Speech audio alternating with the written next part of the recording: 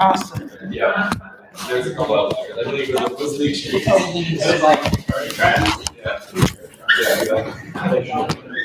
More?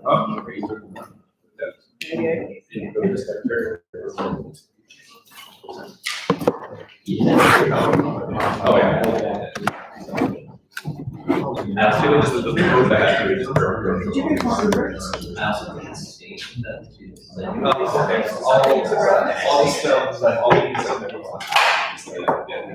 This is where I can film this from.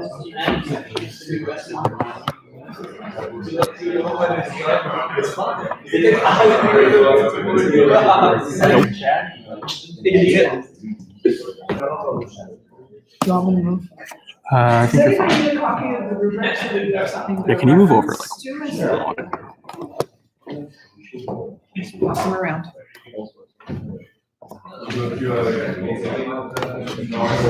Somebody can say that. Oh, now I can't make snarky comments, but presenters. Snarky comments. Oh. Do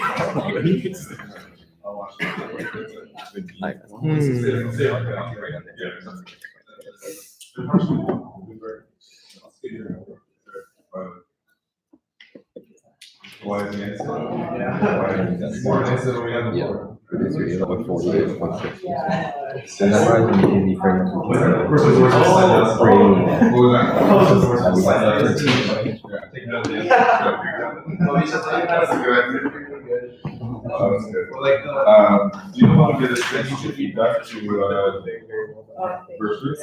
I'm trying to find a good vantage point. Yeah, I was gonna say. To watch the group? Yeah, so he wants to film. She wanted it on like YouTube live. So Send it said, grab her. she's standing outside of the team? I know, I can't get it. I'm trapped. Could you? Want me to get Sonia? Yeah, please. Sonia, she wants Sonia. Yeah, that would make sense. Like,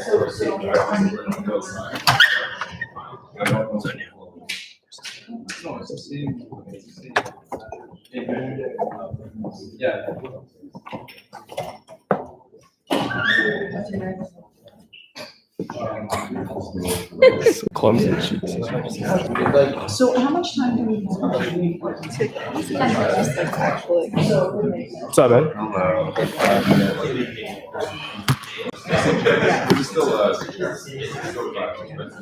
Yeah. The other thing is, because on Facebook, there's gonna be like, an off 40-minute gap. You guys want to corroborate and discuss. After the conversation.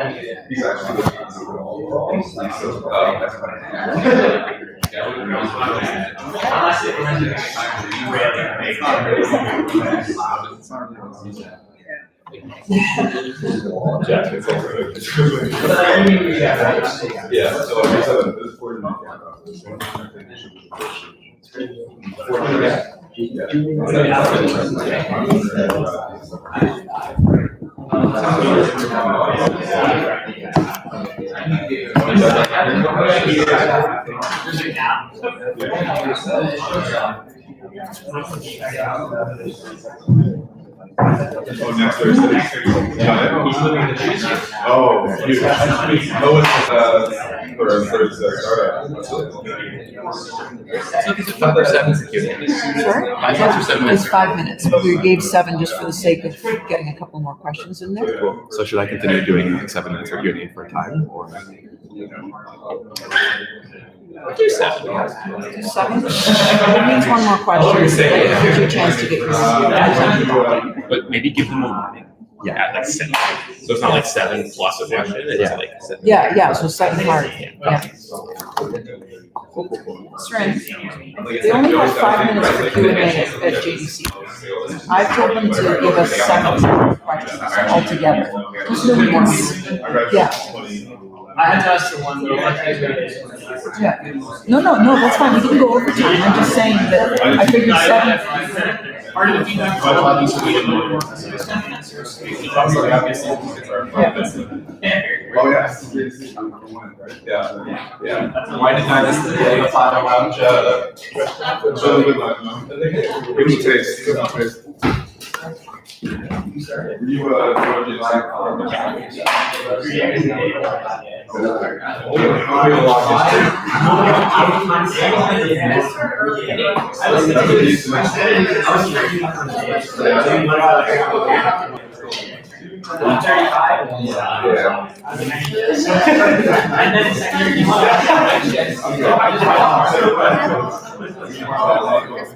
Stuck in my head now, and it's like so hard.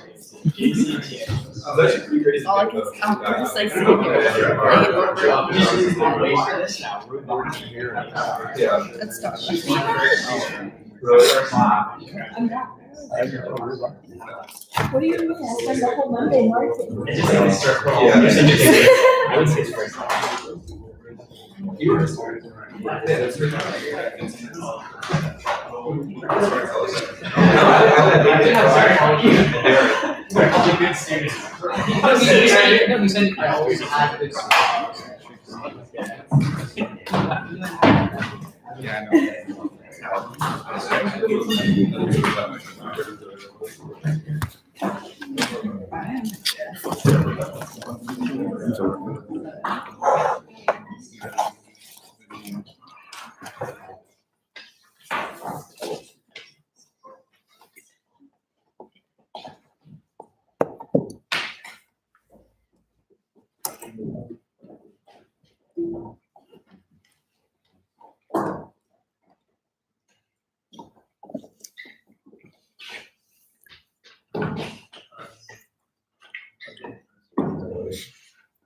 How do I switch it to the PC?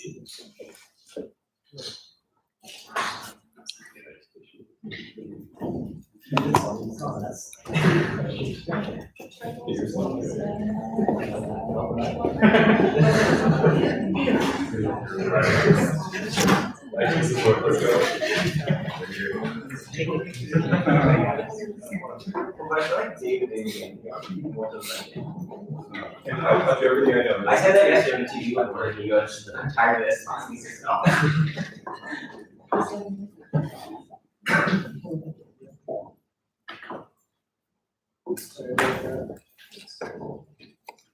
You can make jokes about Microsoft products now too, it's great. That's true. I'm now vendor agnostic. It's great.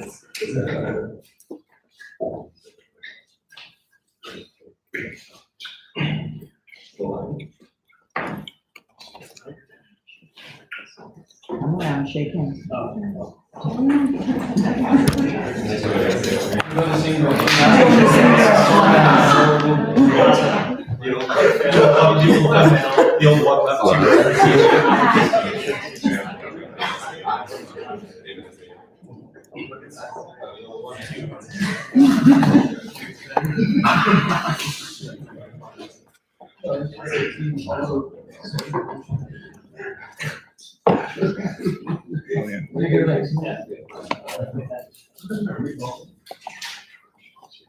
A few years ago, I was on a week-long mountain trek in Italy and France. About halfway through the trek, we actually went down from the mountain, and in some sort of weird sort of coincidence, there was a nice cafe at the bottom of Italy. And so I had a glass of espresso or a cup of it. And I can tell you that although I was 1,000 kilometers away from Rome, it felt that I was right there and the sun was shining on me. And even though I was sweaty and all of that, it just felt amazing. Now that powerful imagery and feeling that you get from drinking a nice cup of espresso isn't just unique to me. And should I tell you how your company Illy can leverage this powerful feeling? You have Patrick, Jan, and myself, Alex, and we're here to tell you how you can brew a new cup, except somewhere international. So if we look at it, Illy's facing questions of where to grow. You have a strong brand reputation at Illy, great sales, but now they're looking to find more growth, and that has to come from an international avenue. And so we're looking at it, a lot of these developed markets are saturated, which sort of leads this question is how do you grow in an international market while maintaining that premium quality Italian brand image? In order to answer this question, we have to understand that there are underlying problems within this question as well. So first of all, we need to understand the scope of the number of countries that we're expanding to, and exactly where are we going to enter. Next, once we identify which markets we're going to enter, how exactly are we going to enter it? We need to expand our strategy and allow us to understand how we can access these customers once we get to these new markets. And finally, once we get to these new markets, we have to be able to understand how to promote this new company as well. To tackle these issues that we just addressed, our solution to your company is threefold. The first thing is we need to select where we're going to expand. We've decided to go into China and India and pursue those markets, and we see 6.5 billion in revenue in the next 5 years. The next thing that we're going to do is we're creating an online mobile app to facilitate mobile payments, which is in the rise in both of those segments, but to expand our consumer base. The last thing we're going to do in order to spread the word about it and grow our customer base is we're going to promote it through the use of loyalty programs, which will integrate into the app, influencer marketing, which is big in both China and India, as they have a big celebrity culture, or also use some local sourcing to meet those needs and different taste preferences. It allows us to increase adoption of our brand in these markets. So first, we need to figure out how we're going to select which markets.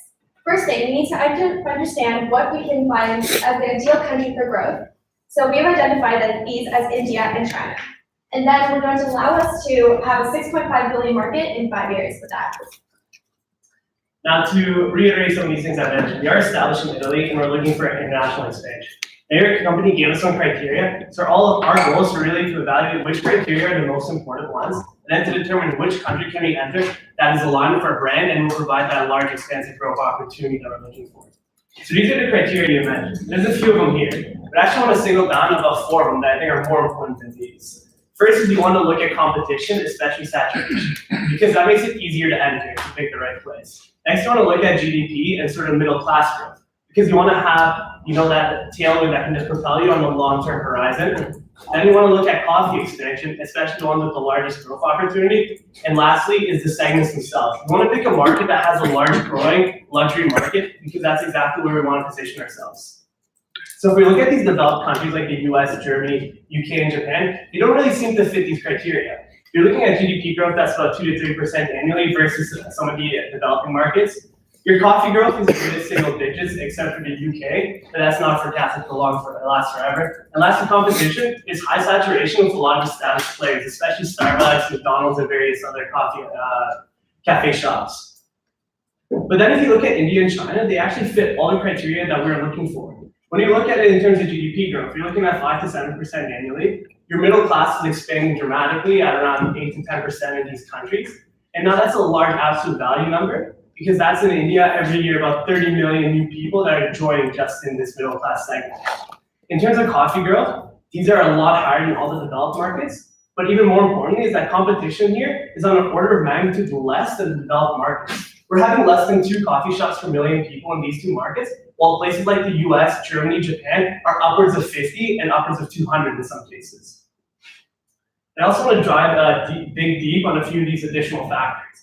If you look at India, it has the youngest population on average. So you can build that lock-in from a young age and have them as they grow older and as they get more and more money to spend on these coffee shops. The other thing is that there's also growing alcohol consumption, and we're seeing a lot of these premium countries go to India and China for expansion. That's going to be important later on when we talk about some of our expansion strategies. Then in terms of China, you got the largest retail purchasing market, and you also have these sort of brewing trade issues that create this, makes it a lot harder for American companies to enter into here as opposed to a European company. And I do want to say that, one of the questions that might arise is that This is, the middle class is 25% in India or in China, maybe slightly higher. Now, although those numbers are a lot smaller than the developed countries, that's a large number in absolute value. That's 300 million people in India, and upwards of 500 million people in China. And so you asked us the question, where is the best opportunity? And which is the scope of the expansion? Well, the best opportunity lies in India and China, which using your forecasted numbers is projected to be a 6.5 billion market in a few years. And it's the one that aligns most with our sort of premium luxury brand. All right, so we've identified that which markets we're going to, specifically China and India. But now we need to figure out the strategy for entering these regions. We've decided that we're going to expand to China and India through joint ventures and franchising specifically for those countries. We're also going to develop a mobile app once we get to those countries to establish a competitive advantage to overcome those high barriers to entry. By doing this, we're going to increase our customer population and our brand loyalty for these countries. First of all, let's start with the context of this current landscape of these countries. In terms of Italy, we have a previous strategy that focuses on premium retail, luxury, and good transportation.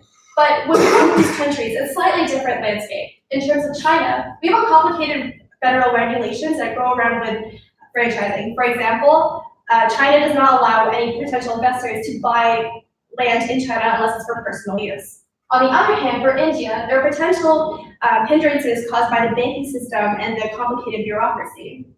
These lead to the questions, how exactly can we enter these identified markets, and how exactly are we going to reach the consumers once we actually enter these markets? So first of all, with China, we're gonna do a joint venture expansion strategy. Because China has difficult franchise regulations and different culture from Italy, we want to establish a partnership with a Chinese company that will allow us to understand the cultural differences and expand and go around this new government regulation system. So our ideal joint venture partner understands the goal for authenticity. Italy has the underlying quality and goal that they have to remain the authentic coffee, and they want to expand that without compromising that original goal. We want to have we want to partner with experience with Chinese business landscape because there's different regulations, and establish relationships with China-based suppliers so that we limit that 8,000 kilometer flight travel that has to happen with supplying our new from Italy coffee beans. And so I want to take a step back here and see if there's any precedent for this kind of making a market in China. Well, there is. Danone entered China in what has historically not been a country that eats a lot of yogurt, and partnered and made a joint venture with a traditional Chinese player, and within 3 years, they had 25% of the market share. And so that's sort of what we're trying to aim here. And then also for India, we want to go with a franchising agreement, specifically an area-based franchising agreement. Right now, in terms of context, India has a 30% growth rate in their franchising industry, which is second in their overall economy. This is a great opportunity for us to leverage this growth rate and expand via franchising. So what we want our ideal franchisee is that they also understand the goal for authenticity. There's an important synergy that goes between partnerships, and we want them to understand that when they're using our brand to expand their reputation in India. We also want to do an area-based franchising because of tier 1 and 2 urban cities.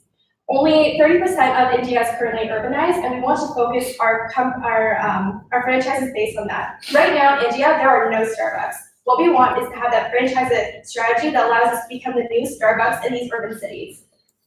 We want also a franchisor who has experience with navigating the complicated banking system that could possibly hinder our expansion strategy. And allowing this, we can establish ourselves as leaders in the food and beverage industry. Now, in terms of the pace and rhythm for early expansion, for pace, we want 100 locations in each country within the 2 years. In terms of China specifically, we want to focus on the top 100 luxury retail locations because China is one of the largest populations for luxury buying. And we want to associate the high-end, high quality that Italy has with their current Espresso Latte locations when we expand to China. Now, in terms of India, we want to focus on the top 5 tier 1 and 2 cities, but expand our franchises there with 5 locations a month and 50 new locations per year. So now we know exactly where we're going to go and how exactly we're going to do that. But we also want to establish a competitive advantage. So in terms of the context for the mobile landscape in both of these countries, there's increased usage of mobile app systems globally. And loyalty programs are also on the rise. But specifically for these countries, China has established mobile payment landscape with Alipay and other mobile banking giants as well. Now, India, when it is also an emerging market, but they have 25% of their population currently owning smartphones. But this is also going to rise with a 10% growth rate. So there's a large opportunity for elites to take advantage of this and establish a mobile payment app. So what we recommend is establishing a mobile payment app that's kind of like Starbucks in the McCafe mobile app right now, but with some added features. For example, personalization. We want to be able to have their customers star their favorite products and update the menu based on location. This is great for our customer segment that travels a lot. So when they go to India and China on new business trips, they have the updated menu and product offerings. Now, we also want to have a mobile order through the tap payment. So one of the main issues that are with the McCafe payment systems is that once you add your new payment, it doesn't actually locate that based on the customer. By having the mobile order app, the person can actually order their favorite beverages, tap it once they actually get to the store, and this will allow Illy to remain a consumer insight without having to compromise their ability to pay. And finally, we're going to have a loyalty program that's integrated into this as well. So let's take a walk through exactly how this works. So customers start their favorite beverage on their phone, and then when they go to the mobile menu and when they go to the store, they have the possibility to select what product they want. Now, when they get into the store, they can tap the mobile onto the pay station instead of actually having to go to McDonald's and go through that tab instead. And finally, this will allow them to grab their order and go easily. So the key takeaway of this is that it allows Illy to gather customer insights to ensure update personalization throughout the entire customer journey. And so some of these other questions you asked are, how do you actually enter into this market? And then how do you access the consumers once you're there? We're going to be using joint ventures in China and then a franchisee agreement in India. And so we can easily expand to these new markets that are, like I mentioned, not saturated and are looking for entrance. And then we want to establish a mobile coffee payment system. We want to take advantage of this trend of mobile payments, especially in these developing markets, and make it very easy for all our customers to come and pay for us. And we expect we'll have 19 million customers using these mobile payments. Now we looked at what country we want to get into, how to get into it. Now I want to make sure that we're able to spread our awareness. So in order to spread awareness and really increase brand adoption in these two new markets, what we're going to do is we're going to get adapt to these new cultures while maintaining our authenticity. So we'll grow our customer base through loyalty programs, the use of influencer marketing, but also the use of local sourcing to cater to those taste preferences. And that'll increase brand adoption, but also use of this new mobile app. So when we're kind of setting the context of these two new markets, we can see that there's a large network of high-end locations that will soon develop, and it can also be seen within our current locations, and the app will benefit from both of those. On top of that, within China specifically, there's a large luxury segment, specifically within retail, where our locations can come into benefit, and we can use this mobile app.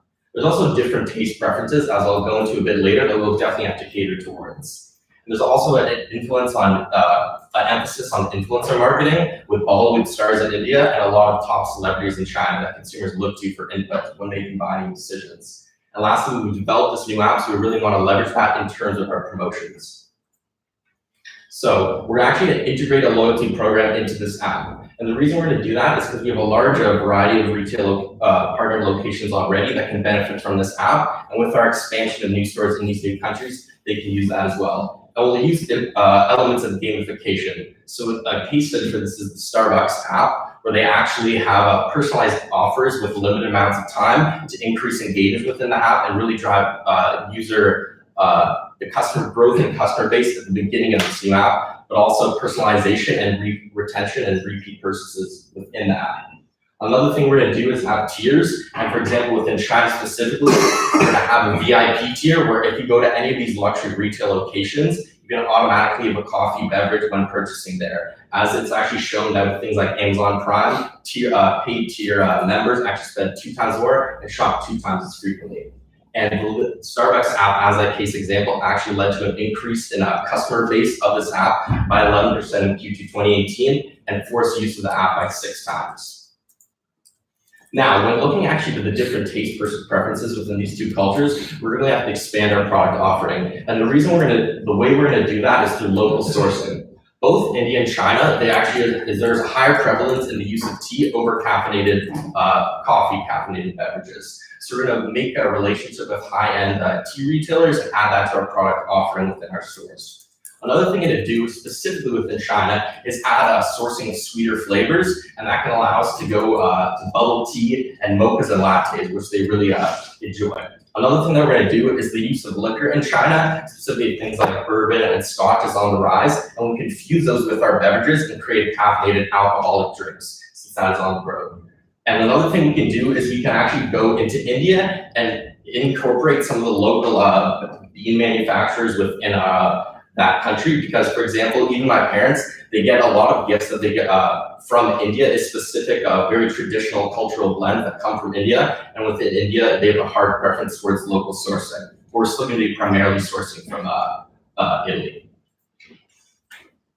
Now, what we're going to do is we're going to do a social media influencer campaign, and we'll really focus on using those celebrity stars and Bollywood within India and celebrities within China. And basically what we can do is they can showcase the use of these new flavors through our local sourcing, and we can increase adoption within those two countries, the sweeter flavors and the traditional blends within India. And on this social media campaign, there's an increase in the use of user-generated content, and 60% of consumers are actually more receptive to it. So what we're going to say is, with these Bollywood stars, we're going to say what coffee means to them within their country. We're going to ask users to submit it to our social media programs, and it's going to be facilitated through the app to increase adoption. And we'll actually get to see what coffee means to these two cultures. And so the final questions are, how do we navigate these new cultures and how to overcome competition? We're really focusing on trying to expand some of our products to meet these local market demands, and then use celebrity influencers and various marketing strategies to get into these countries. Now, quickly, we want to go over some of the logistics of our plan to really see what else we need to do.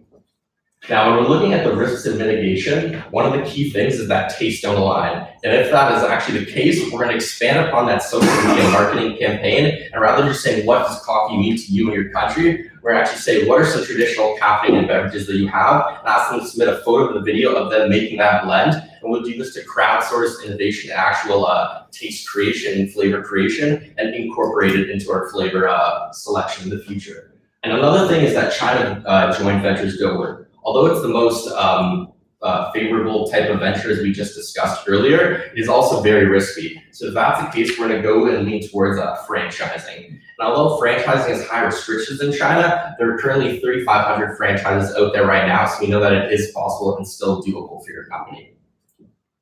Now, when looking in terms of the implementation, the most important thing that we want to see is that we want to launch everything within 1 year. We want to acquire 50 new stores in each location within 1 year. We want to develop that loyalty program and the mobile payment app and launch within a year. And we want to get that influencer marketing out as soon as possible and start this contest to increase adoption within the first few years of release. So we look at some of the important costs associated with this. One of them is sort of these store renovations in the next 2 years. And so we estimate that's going to be around $5 million. That's spread out between all the stores that are opening in India and China. The other thing is we're really looking at this from a marketing standpoint. We're going to be spending a decent bit of money on influencers to make sure we can hit these targets. And that's Instagram and Facebook spending.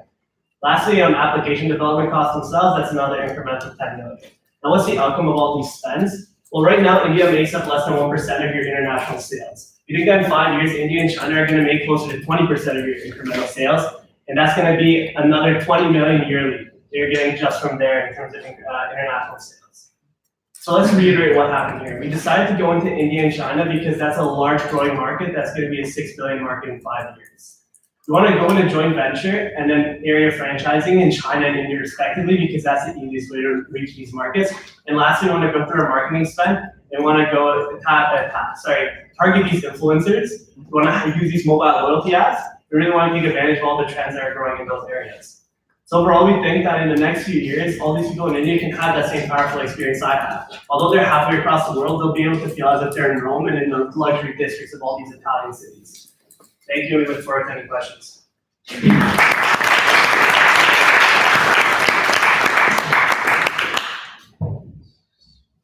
Yeah, So on the mobile apps, you have a key pillar of your strategy. Do you think that's a strategy or more of a table stakes at this point with Starbucks, McDonald's, everybody has their mobile app and it seems like the bare minimum you should be doing, just to align with shopper trends? So do you think that's a pillar or just a necessary requirement? It's both a pillar and a necessary requirement. Specifically, we want to retain that competitive advantage, especially when we're going to new markets. But when it comes to having a new competitive advantage, this is specifically for India, because of the fact that they have such a growing mobile landscape and the fact that they don't actually have Starbucks at all in that country. We want to establish that mobile app so we can become that Starbucks of that country. So we believe that while it is necessary to compete with our competitors, by adding those features that we mentioned before, like personalization, that loyalty program, and that new innovative way to tap your order so that we can have that customer insights and keep it no matter what part of the customer journey, we can have that sustainable competitive advantage as well. Quick follow-up question. So, Yeah.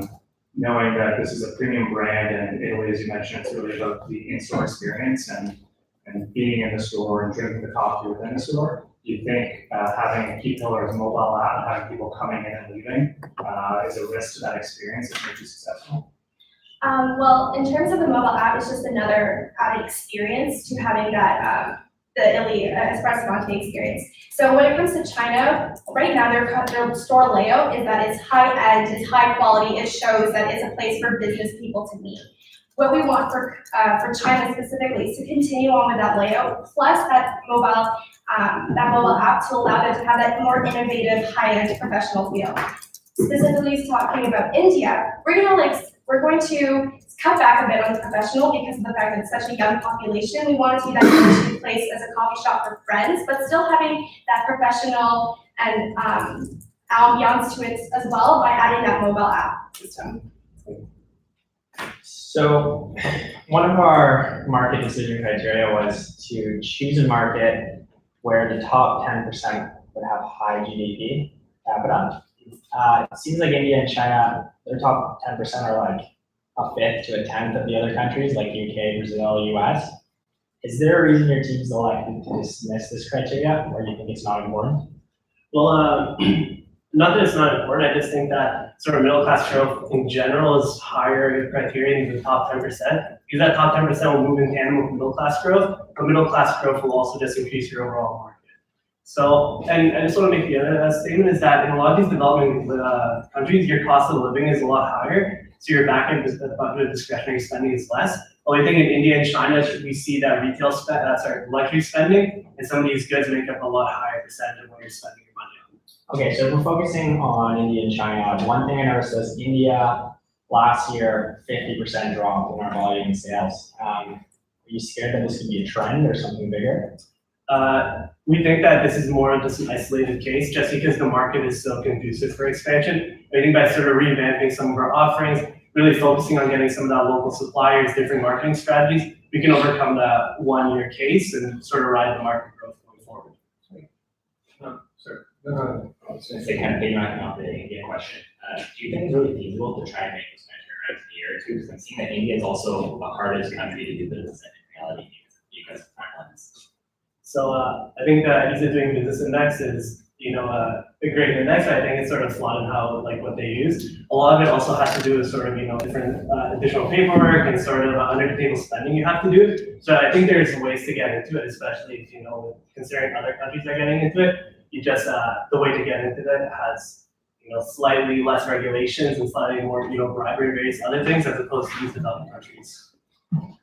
So one question I had, both in terms of risks to your timeline and risks to your strategy is, if you're applying franchising, you didn't really flesh out much of the franchisee side of things. So very competitive out there for people fighting to get franchise-related jobs in India, especially if they're going middle class. And you're trying to pitch a coffee brand in a tea-drinking kind of country with plenty of other restaurant options to get franchise. So what's your strategy to get big franchises? And how do you think about getting enough units out across India? Like, it's a pretty fragmented franchising market. Yeah, so in terms of the franchising agreement, it's specifically outlined in the case. While there are about 1,500 coffee shops that are currently in the market, there's actually additional room for 5,000 more. By having that 5,000 is a great opportunity for incoming businesses to take advantage of this opportunity and go for it themselves. With franchising, it's a little bit more of a win-win situation for them because of the fact that even if they don't have the established experience in this industry, they can partner with us as Illy because of the fact that we have such a high reputation and such high quality coffee that they can take advantage of this reputation and build a new brand or a new franchise themselves without having to implement so much exertion of effort. So we believe that it won't be too difficult to find some potential franchises just because it's such a growing industry, this 30% growth industry, there's such a good opportunity for coffee shops that we To can. be fair, doesn't that kind of sound like the value proposition of every franchisor to their franchisees? Like, wouldn't every franchisor say the exact same thing?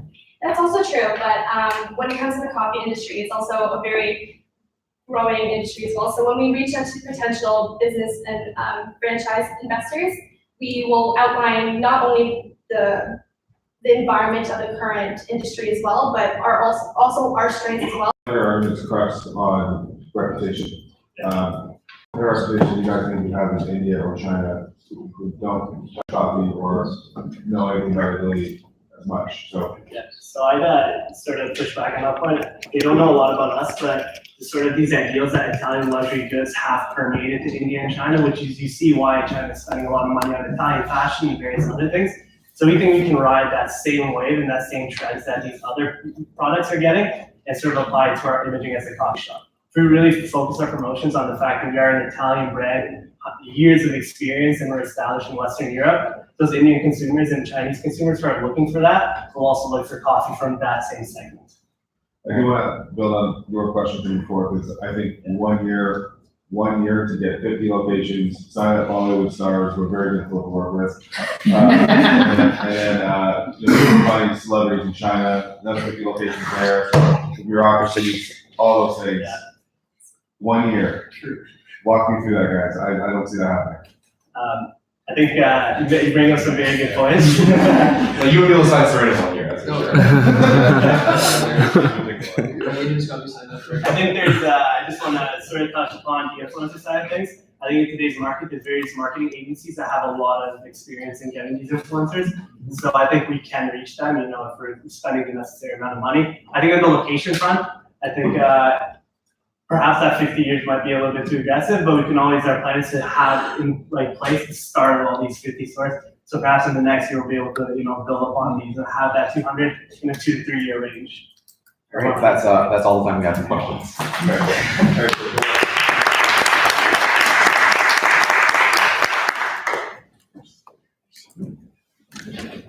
We have